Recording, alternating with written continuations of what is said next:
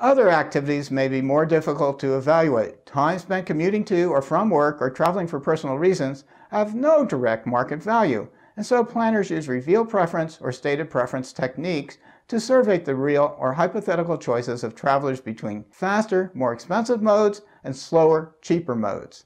For example, if a traveler selects a train over a bus when the train takes 2 hours at a cost of $30 and the bus takes 3 hours at a cost of $20, the traveler values their travel time at $10 per hour because they are willing to spend an additional $10 to save an hour travel time. Values of travel time range from 52% of wages in Oceania, mostly Australia, to 101% of wages in Southern Europe. Time spent commuting between home and work has a value of 10% greater than travel for other purposes. People walking to, waiting for, or taking public transport demand greater compensation for their time, as much as 250% more than when they spend the same amount of time riding in a private vehicle. Unreliability, a deviation from expected travel time, also carries an additional penalty. All these factors influence cost-benefit analysis of environmental policies that involve transportation. Part of a benefit to a project is risk avoidance. Risk and uncertainty, terms that are used nearly interchangeably in casual conversation, have different meanings in economics. Risk is the probability that one particular outcome will occur out of all possible future outcomes.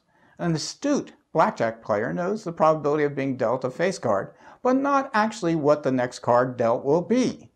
Similarly, an analyst may know the probability distribution of a variable, but not the actual value of the variable that will happen. Uncertainty, on the other hand, is the lack of knowledge about the probability of future outcomes. Even an astute blackjack player has difficulty in a casino that varies the number of cards in the deck or places an unknown number of face cards in the deck. Risk that an accident will significantly threaten the success of a project becomes more likely as the project grows in size and complexity. To minimize such possibilities, planners attempt to manage risk through A. Identifying and characterizing as many risks as possible early in the project. B. Conducting pilot studies on parts of the project for which the risks are uncertain. C. Allowing for alternative designs at most junctures of the project. And D. Transferring risk contractually to other parties, such as insurance companies. Risk management for large projects must take into account the precautionary principle, whereby people support strong measures to avoid catastrophic outcomes, even if their chance of occurrence seems remote. Consequently, taxpayers often bear most of the risk for large public works such as electric power plants and levees for flood control.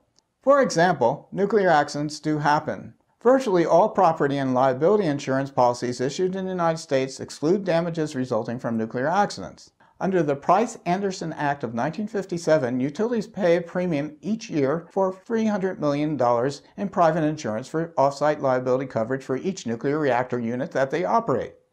So far, the nuclear insurance pool has paid out a total of $151 million to cover claims, including a $70 million claim for the accident at 3 Mile Island, and about $65 million for nuclear operations of the U.S. Department of Energy.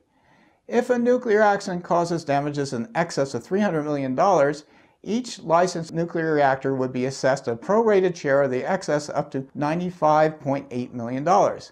With 104 plants in operation, this secondary pool contains about $8.6 billion.